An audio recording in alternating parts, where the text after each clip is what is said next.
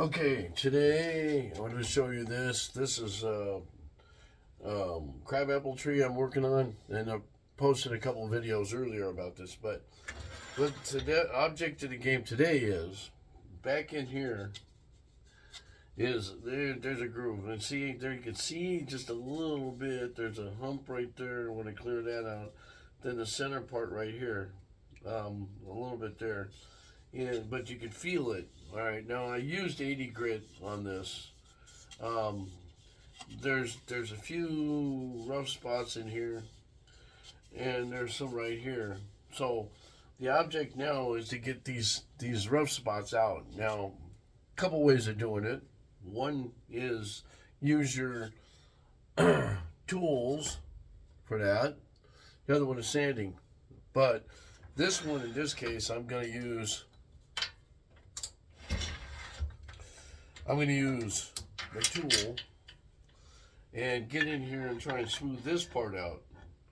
The center part, I could probably try that, but one thing you want to be careful of is that it's thin right here. You got thin spots. There's a crack right there, and there's one right there. So, and are they going anywhere? No, they're not going to go anywhere. I'll probably put a little touch-up glue or something and Gorilla Glue in these holes to fill in the spots, but they're not going to go anywhere. The problem is, since you're really thin in these two spots, you don't want to go any further. So I basically have relegated myself to sanding the rest of this. This back here could do a little bit more work. So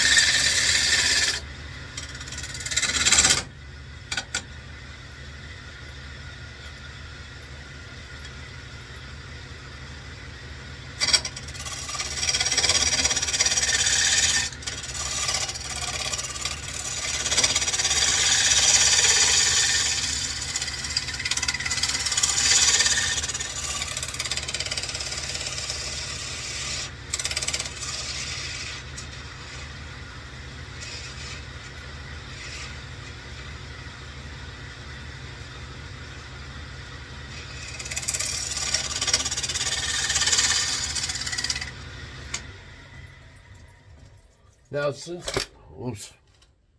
this thing is oddball shaped, that's just the way the way it ended up being. Some bowls would come out like it. It doesn't look like it in person. I mean, if you look at it, it looks like it's round, but it's not. It's just the way the wood was. Okay, that's about as good as I'm probably going to get that. So now the idea is, and see, that's the other thing. You have spots in here. You don't ever want to go too far because it's like weak spots. So, all right. So now,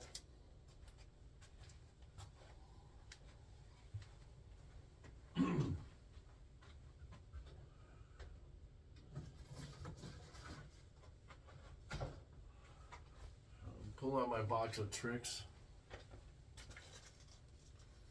Actually, it's not. And when I'm sanding, I want to get, first off, I want to get this out of the way.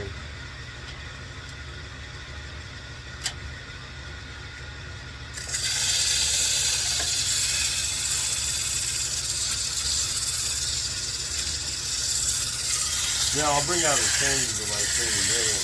But, see, I want to get all these little imperfections out of it. Now, some of them you'll have to do by hand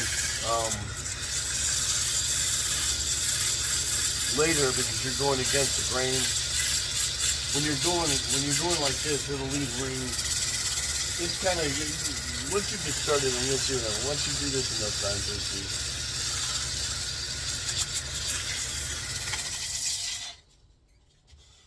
Okay, so that don't look too half bad.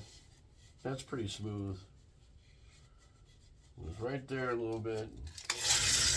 I don't like to get too carried away with the with the tools on some of this stuff because it's easy to ruin a bowl if you go too far. So I'll spend a little bit more time sanding. And I should be wearing my mask, just so you know. All right. Now I'm going to vacuum this.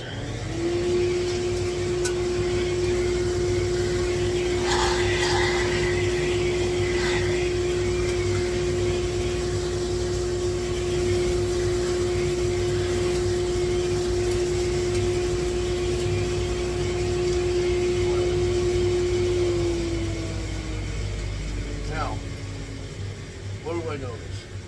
Well, there's a little bit of a ring here, a little one right there. Nothing that can't be touched up really easy. Rough spots right here. Now see, now this is, you could probably see this with the, this is kind of rough in here. And it's because you're on the rough grain here, and the grain tends to show up more when it's like that. It's not a problem really. You just have to work on it. Now, you have cracks here. It's actually a knot doing that. This is the hard part of doing stuff like this. When you have knots, if it was a longer board, it probably wouldn't be as bad. A longer piece of wood, it probably wouldn't be as bad. But it adds character to it. You can put resin in them if it's pretty big. These are too small. I'll probably fill them in with some glue or something. And no, it's not going to break because I've pulled it apart. It won't. And they pretty much have done split anyway. That's not. It's actually a dry